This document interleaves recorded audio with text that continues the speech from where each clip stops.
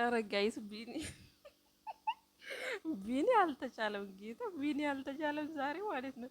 ይብሳም ይበልስም ጉዳይ እያለ እንግዲህ አፍጨረጨረው። የሄርሜላ ወንድም እንግዲህ እሳት አደረገው ማለት ነው። ሲጀመር ተናዶ ነው የመጣውና ከአብርሃም ጋር አገናኙኝ፣ ለምንድን ነው ስልክ ስደውልም ማያነሳልኝ?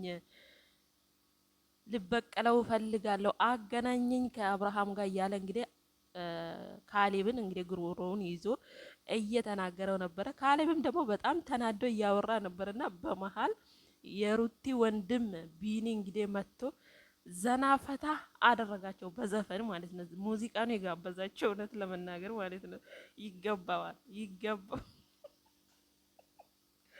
ከዚህ በፊት ማለት ነው።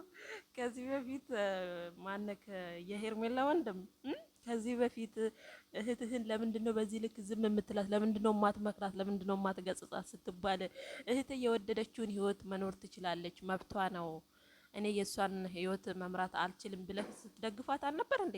ስለዚህ ዛሬ አጅሬው ደግሞ አልፈልግም ሄርሜላ የምትባልን ሰው አልፈልግም ብሎ ከፍቅር ጋር አዲስ ህይወት ጀምሯል። ይሄ ደግሞ ከሩታ መሸሽ ሳይሆን ከሄርሜላ የመሸሽ እንደሆነ ለእናንተም መናገር አይጠበቅብንም፣ ምክንያቱም ገብቷቸዋል ማለት ነው።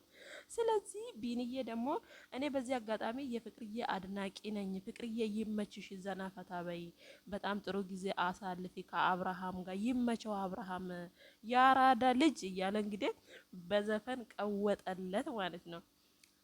የሄርሜላ ወንድም እንግዲህ በጣም ተፍጨረጨረ፣ እሳት ጎረሰ፣ እሳት ላሰ። ምንም ማድረግ አይቻልም። ሰው የዘራውን ነው የሚያጭደው። እና ፍቅር በዚህ አጋጣሚ ለስራ ነው የመጣችው። ምክንያቱም አብርሃም ሄርሜላ አሁን ላይ ከሄርሜላ እንዴት ብዬ ልለይ ነው እንጂ ከሩታ አይደለም። ገባችሁ አይደለ?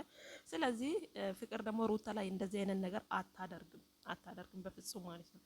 ሶ ውሽሚትዬ እንግዲህ በመጣሽበት እግር ውጥት ብለሽ መሄድ ትችያለሽ። ማነክ የሄርሜላ ወንድም ተረጋጋ፣ ሚኪሾ ተረጋጋ፣ አይዞህ ቢኒ የሩታዬ መከታ ይመችክ የኔ አንበሳ ማለት ነው።